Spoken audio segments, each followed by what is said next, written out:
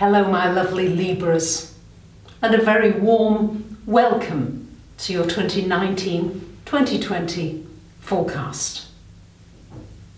This year there's going to be a lot of activity happening in those heavens, and the biggest piece of help I think I can give you about this coming year is that many of the outer planets are going to be in Earth signs, and also in 2020 even more. So this is going to be a really important time to be centered, to be grounded, to be real. Whatever helps you to find that place of stillness, of peacefulness. It might be nature.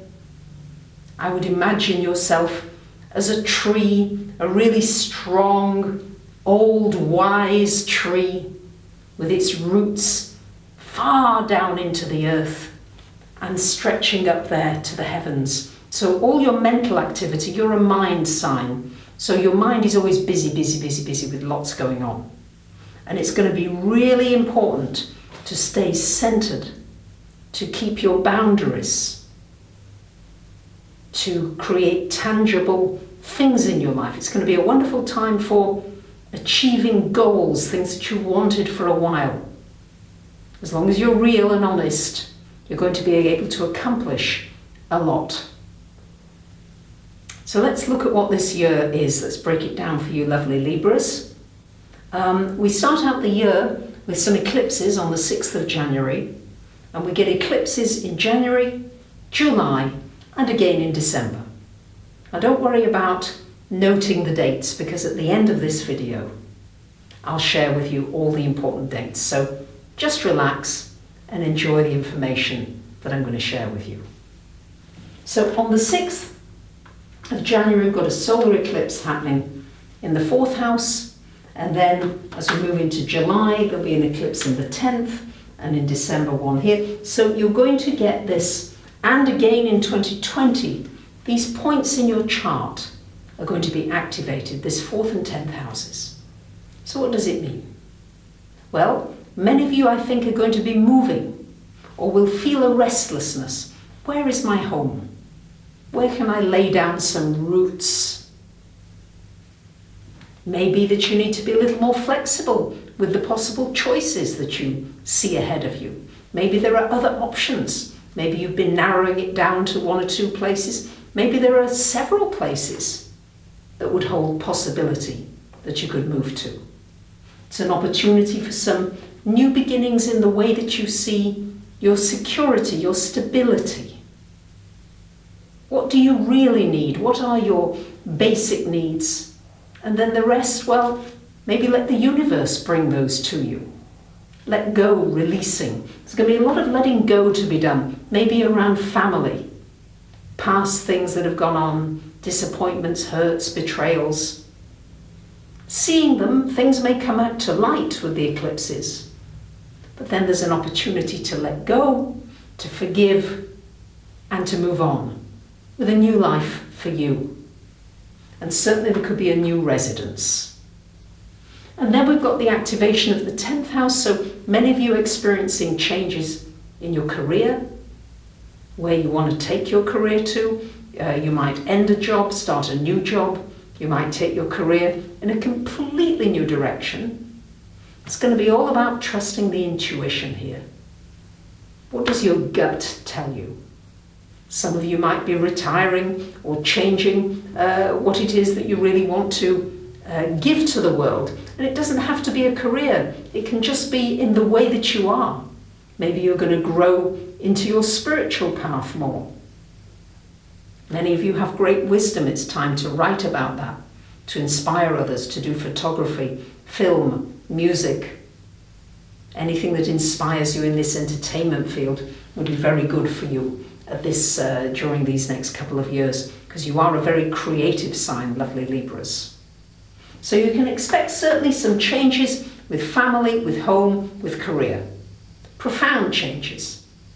So, and they could be very transformational. Something that's been stuck for a long time can begin to move much more easily.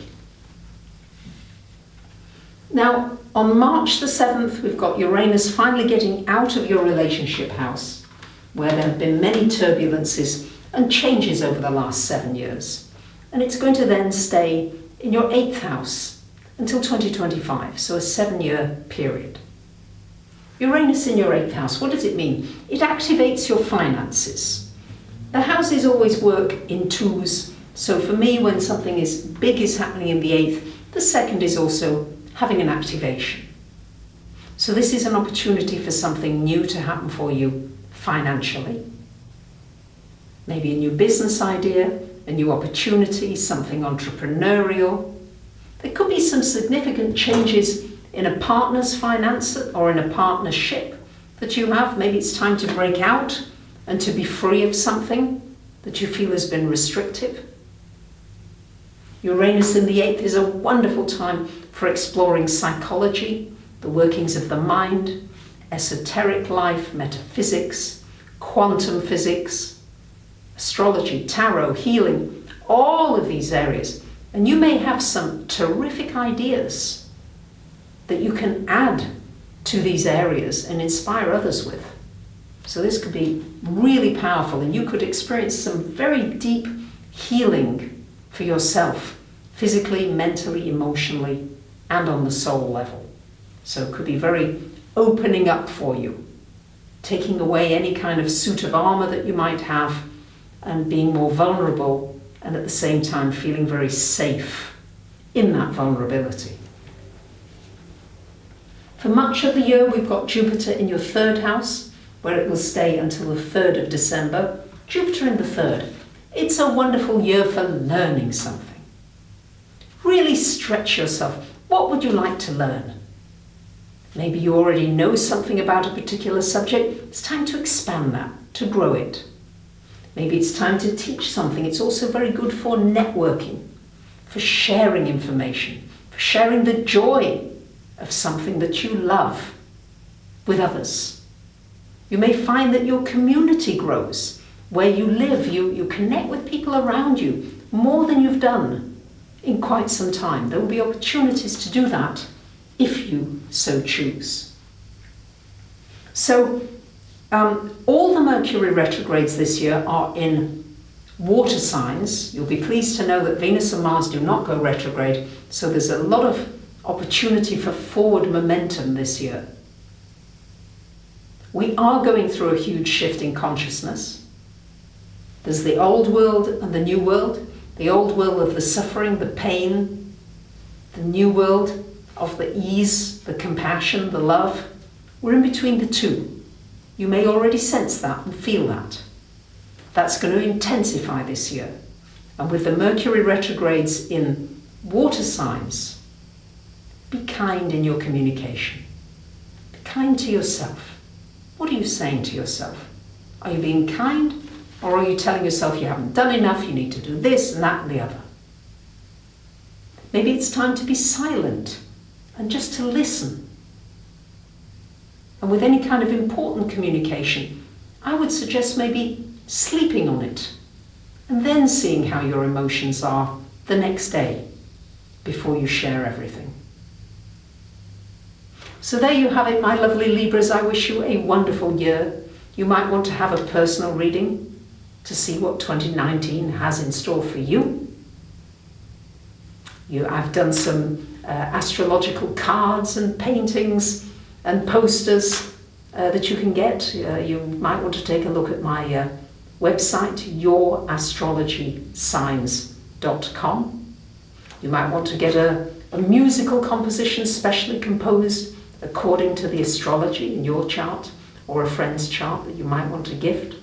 Or come along to one of my webinars where we're going to do some live stuff about your chart, getting into the chart, and also if you miss the live, you can always get the audio and or video afterwards.